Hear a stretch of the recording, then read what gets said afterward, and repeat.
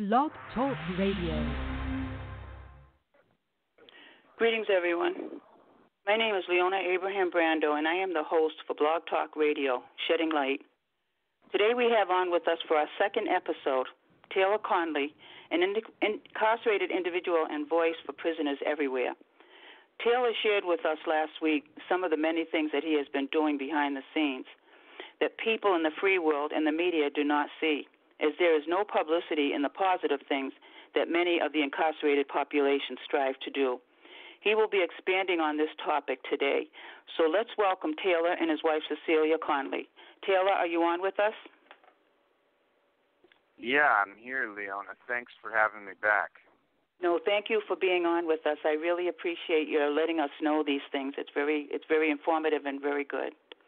So, Taylor, you want to tell a little bit about yourself again and maybe go into it, and I am going to let you have the show today. Wow, okay. Well, thank you again, and I really appreciate being here and being able to have this voice to speak and let people know and see a little bit from the inside, shining out what some of the things are that's going on here. My name is Taylor Conley. I am currently serving a life without parole sentence in Washington State. And throughout my time incarcerated in prison, I have taken upon myself to really take a look into my life and the things that I've done and take responsibility for my actions. Take to the point to where I wanted to do something different with my life. As much as I have remorse for the things that I've done, I feel that the best way to show remorse is to make amends and to try to do something different, because we can't take back things that have already been done. However, the only way that I can move forward and show is to take responsibility and grow and change and do something productive. Otherwise, just talking about it is basically worthless. So, in doing this, I feel that my payment back to society, and what does that mean?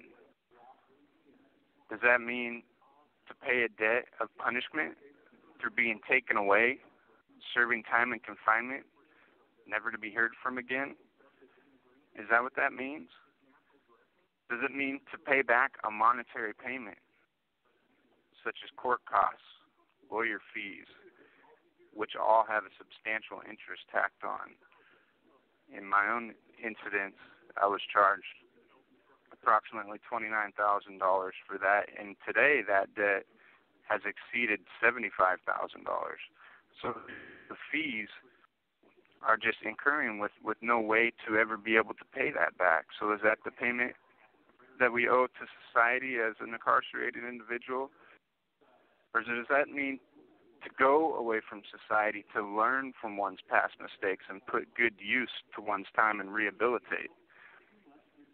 Those are the things that I would like to feel is the best way to pay back to society, is to actually grow, change, and not just be a burden, not to just incur more debt, but to actually give back to society. One of the things that I've done is I made this song, Walk the Line. It was on here last week, and that song is something that I wrote about myself and my situations that I've been through in hopes of maybe reaching somebody that was similar to me, somebody in my situation, and if I could just impact the life of one person that heard that song and maybe they thought about what they're doing and they made some changes in themselves, I feel that that would be a debt that I could pay back to society. With this project and with this company that I made, Design Conviction, it's all about that, how to pay back to society, how to grow, learn, and become somebody who does something positive, somebody who gets over their past transgressions. And it's a platform that's created for others to also be able to show that, because as you said, the media doesn't necessarily cover the positive things that people do from inside. People that are serving these life sentences, these long 50, 60, 100-year sentences that essentially is the equivalent of a life sentence, they're never heard from again, and it's just a burden on the taxpayer that are sitting. These guys can do all the positive things in the world, but it doesn't matter because nobody listens to them and nobody hears about it. So it's like the remorse that they've shown, the good things that they've done, the debt that they've paid by, impacting the lives of these other guys who continuously go in and out of the system and then potentially maybe change these guys' lives. Is that ever accounted for? And that's kind of what we want to do here. We want to provide a platform for people to be able to actually see that. And I know people who have been victims of crimes or people who have been negatively impacted by people that go to prison have different views of that. And that is something that is hard to overcome when our society, feels that it's okay to just lock people up and throw away the key and never to be listened to or looked into, and they fight tooth and nail to keep people locked up instead of trying to give another chance or to see into and let that change process or have a voice to give compassion towards.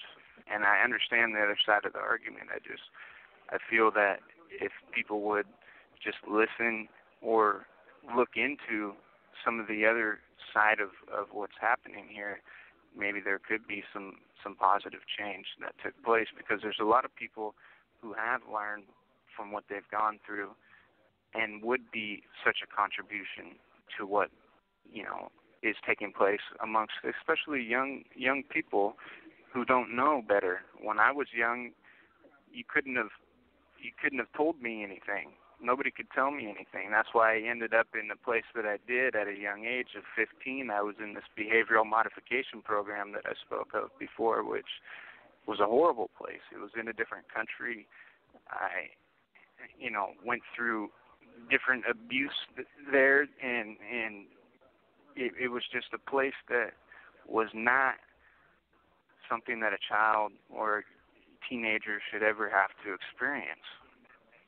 And even then, that didn't change me. That didn't wake me up to seeing the error in my ways, and it took me getting a life sentence in prison. And then several years after that to finally, see where I was going and what I was doing and how that was not something that I wanted to do for the rest of my life. And even if I do end up spending the rest of my life in prison, at least I'm going to make my life count for something. I met this wonderful lady, and she got to know me. We became great friends and began a relationship and ended up getting married. And now we have like a real relationship. And a lot of people would probably say that is something that isn't okay in society's eyes. But however, when you get down to take away the circumstance and you look at the person, we have something that is amazing.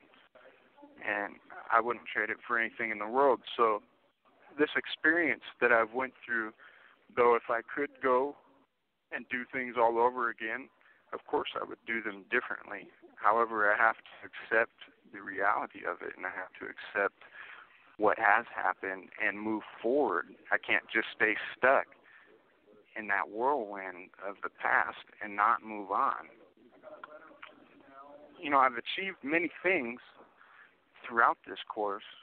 My greatest achievement, I feel, is being able to start this company, Design Conviction, and build upon this platform to try to help other people to do similar things with their time, positive stuff, where they can have an outlet and a voice to be heard. That is probably the greatest thing I feel that I've achieved. However, through Toastmasters, I didn't get a chance to speak about this last time, but Toastmasters has been a great thing for me and a lot of other people that are involved with it. They've come into prisons, I believe, around the country. They're in different prisons, and it's such an awesome platform to be able to learn to communicate, to learn to talk, to be able to express yourself without maybe fighting or without getting angry or not being able to express what it is that you want to say. This platform, Toastmasters, helps you with that. And it also, so it has the communication and it has the leadership parts of it. And I've learned and grown from that so much. And I just got elected to be the president of one of these little clubs that's in my prison here that I'm at. And it's a great experience. And I'm really thankful that there are sponsors that come in each week and help to make it possible to do a club like that.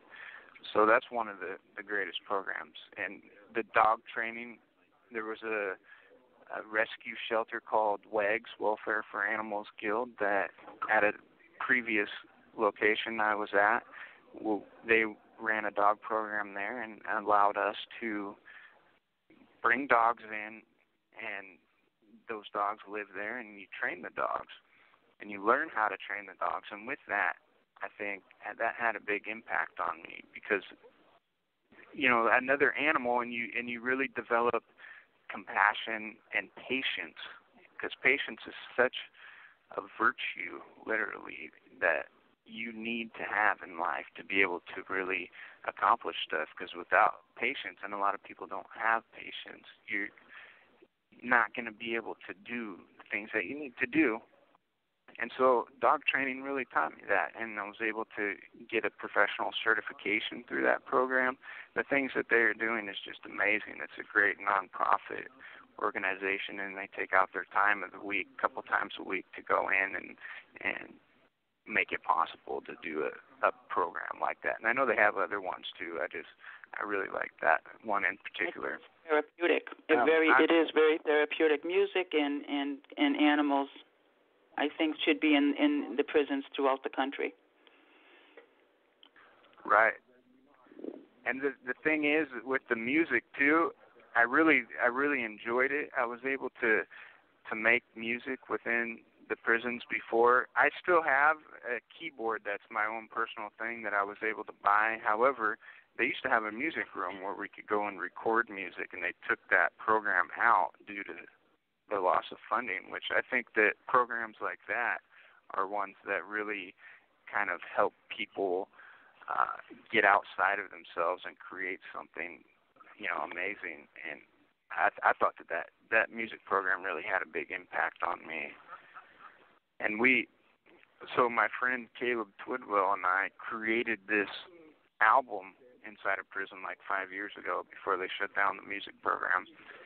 And then we were just able to re-record it. He was, anyways, outside. He's out there now and has still stayed in contact and is working with what we're doing, and somebody that we support and are working on growing with. And, it's something that's really amazing. I can't wait until that thing is done to hear the final product. It's like, wow. When you see something that was just a concept and an idea and something that you worked so hard on come to life, that feeling of accomplishment is something that's great and something that builds confidence and something that gives you hope for positivity and that you can actually do things. So once you start doing more stuff like that and building upon it, that is something that really makes you feel better about yourself, and something that, once people start doing that kind of stuff, they really get to feeling like doing the things that they used to do don't bring them satisfaction based around negativity. So once you start doing these positive things and you start accomplishing this stuff, it's like it builds on each other, and you just want to do more and more and more. And stuff like that is, I guess, what my life has become about. I achieved different things in school with business management. I'm now taking actually a mass communications class that's actually really great, and I've learned a lot of things about media, so it's interesting that we're talking about that.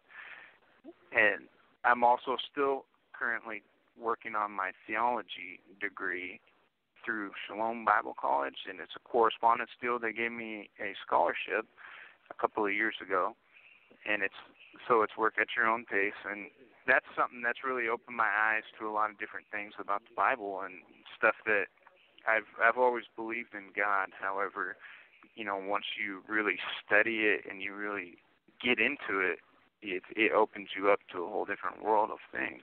And I'm very fortunate and blessed and grateful to have been able to have that opportunity. And I encourage anybody else who hears about it or finds out about being able to have the opportunity to do those type of studies and look into that. I encourage anybody to do it because you learn a lot, and it really, makes you see things differently, honestly. And I feel like no matter what, God is in control, and He is going to make sure that whatever is supposed to happen is going to happen to you. So if you just have faith in that, everything's always going to work out. So if you live your life by those type of philosophies, and that type of faith, you're going to be able to have a great outcome no matter what. I believe that with all my heart, and I'll tell you again, as I say all the time, in the book of 1 John, chapter 4, verse 20, it says that anyone that says they love God whom they cannot see and hates a brother or sister is a liar. And we have to realize, if you love your brothers and sisters, you're not going to want to see them spend the rest of their lives in prison for a mistake that they made. And there's mistakes being made all the time by people in the free world. And even though some of them may not be a fatality, there's always, like you say, people do things at a young age. They're sorry for what they've done, and they all deserve a second chance, especially when they have progressed as much as you and done as much as you have done. And people have to look at it that way. Even those who have caused the stumbling blocks in the first place, or those who unfortunately were just victims of circumstances. But there is always that hope. And that's why I believe that redemption project that has been started by Van Jones needs to be looked at by a lot of others out there who are able to do things like that and bring offenders and their victims together to try to resolve the issues. No one should spend their life for life without. And I just wanted to add that. And Taylor, I know your time is running out, so I'm going to let you finish talking. Well, Leonna, I just want to thank you so much for giving me this opportunity and bringing me on here and allowing me to speak. I think what you're doing is great, and I really support it in anything that I can do to help further. You have 30 seconds remaining. What you're doing, I would love to be able to do that. And we're going to carry this on for next week, same time. If you're available, we'd love to have you on next week. And you're the voice for the prisoners. And if you know prisoners who want to get their stories out, whatever the story may be, just let us know when you come on again. So next Saturday, absolutely. Next Saturday at 1 o'clock, sure. We'll see you. We'll talk to you again and hear what you have to say. Thank you so much for being on with us, Taylor. We really, really appreciate it. Thank you, Leonna. Taylor has dropped off. Thank you so much for giving the opportunity.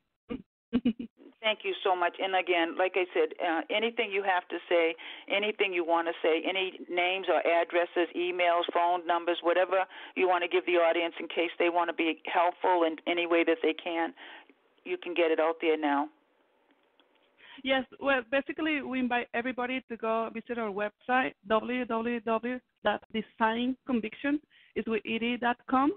They can get a hold of us. We have different social media, but the easiest way to reach us is by our website.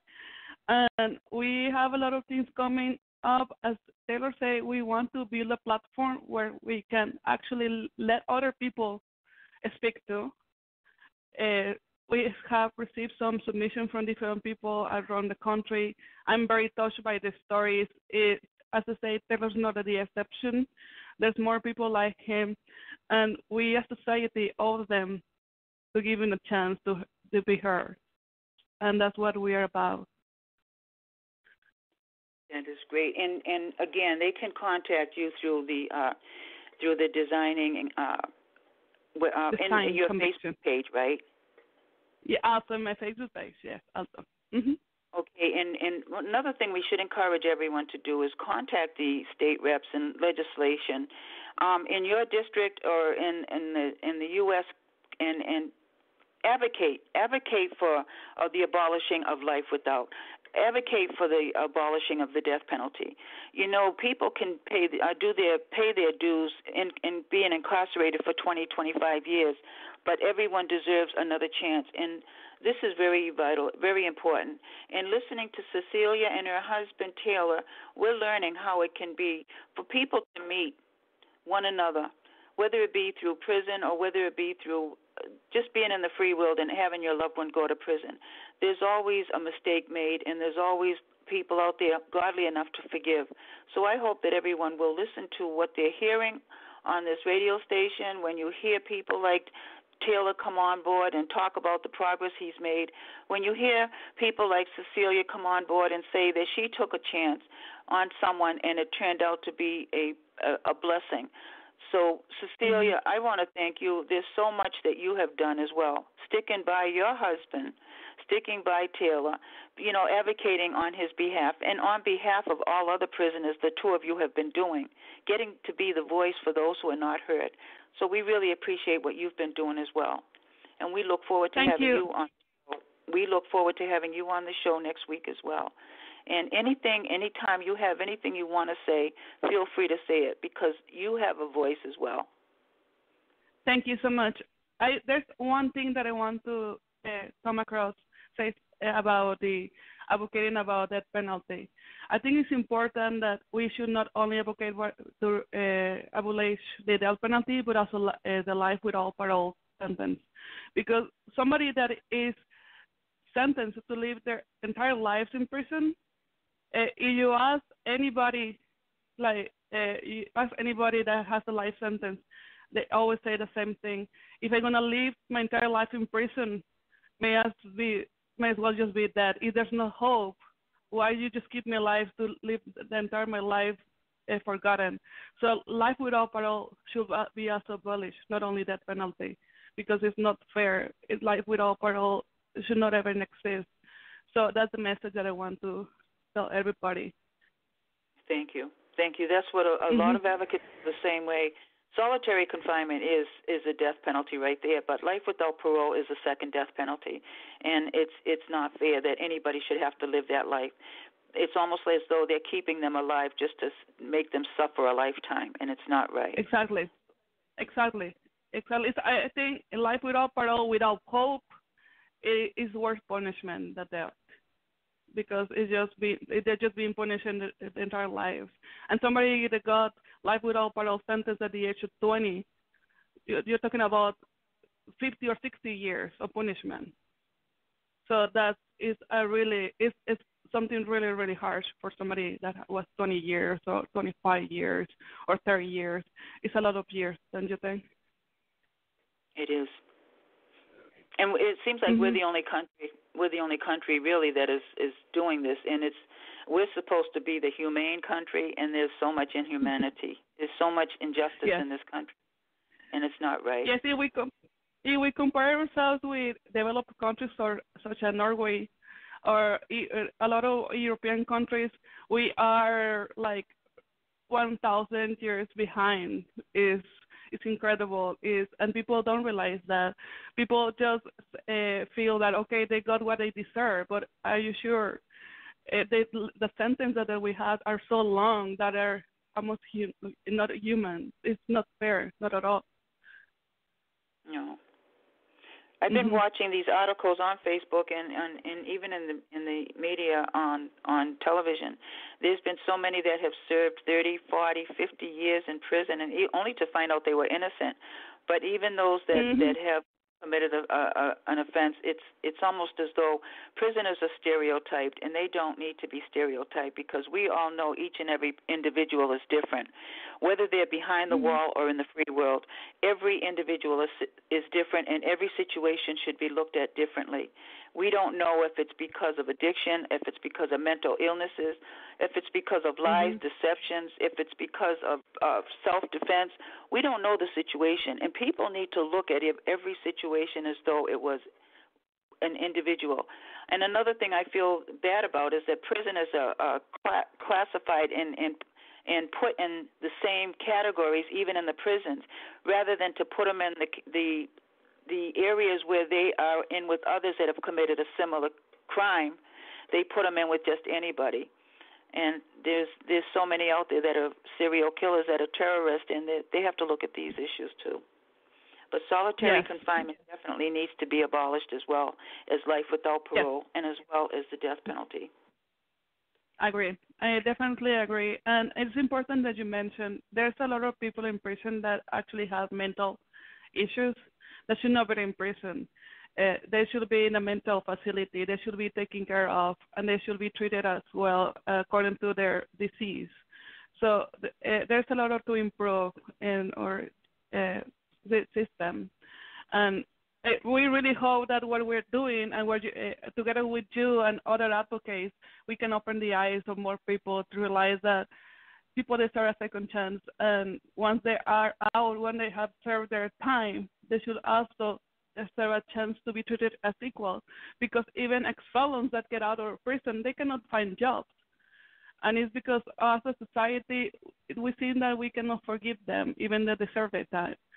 So once you commit a small or big mistake, you are basically done. You are a second-class citizen, and you don't deserve, according to society, to be treated as a equal, and that's not fair either. There's so much, And I'm very passionate, and we're very passionate about it. And it's really, I'm very glad to meet more people like you that we think alike, and let's try to work together, to collaborate, and I invite anybody that feels like that to contact us and see how we can work together. And Cecilia, is it okay if they email you? Yes.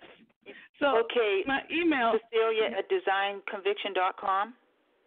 Yes, exactly. Okay, for anyone that wants to email Cecilia to maybe offer their help, virtual volunteering, making calls to politicians, going to the website Design Conviction, joining the organization, the foundation, writing letters on behalf of the prisoners, to help with the abolishment of life and life without parole, to help with the abolishment of these sicknesses that are out there that they don't need to be in prison, but they need to be in long-term residential treatment programs where they're actually getting help and not being abused or deprived.